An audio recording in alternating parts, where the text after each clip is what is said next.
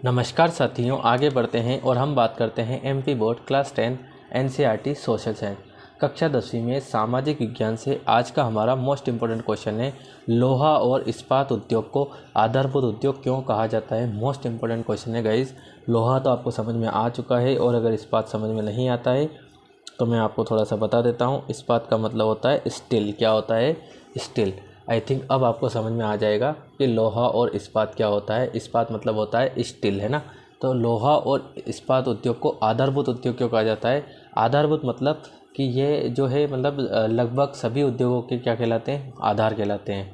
क्यों कहलाते हैं? क्योंकि बिना लोहे के कोई भी उद्योग संभव नहीं हो सकता है। लगभग हर उद्योग में लोहा और इस्पात की आवश्यकता होती ही होती है।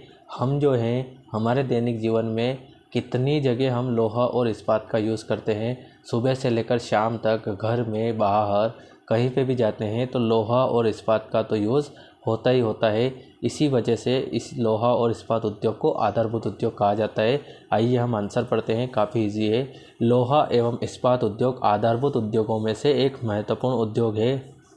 किसी भी देश के आर्थिक विकास के लिए लोहा एवं इस्पात का उद्योग का विकास आवश्यक है। क्या बताया है? किसी भी देश के आर्थिक विकास के लिए लोहा और इस्पात उद्योग का विकास आवश्यक है।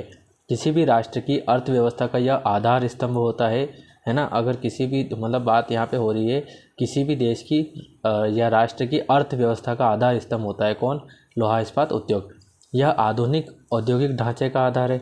मानव के उपयोग की छोटी से छोटी तथा बड़ी से बड़ी वस्तुएं जैसे सुई, कील, पिन, रेलगाड़ी, बस आदि बिना लोहा इस्पात के संभव नहीं है। अतः लोहा इस्पात उद्योग आधारभूत उद्योग है। Clear guys? काफ़ी इजी लैंग्वेज में लिखा गया है। उम्मीद है आपको समझ में आ गया होगा। बिना लोहा इस्पात के तो कुछ भी नहीं हो सकता है, इसलिए ये सभी उद्योगों का आधार कहलाता है। इसलिए लोहा और इस्पात उद्योग को आधारभूत उद्योग कहते हैं। ठीक है गाइस, मिलते हैं अगले वीडियो में अगले क्वेश्चन के साथ। तब तक के लिए थैंक यू गाइस।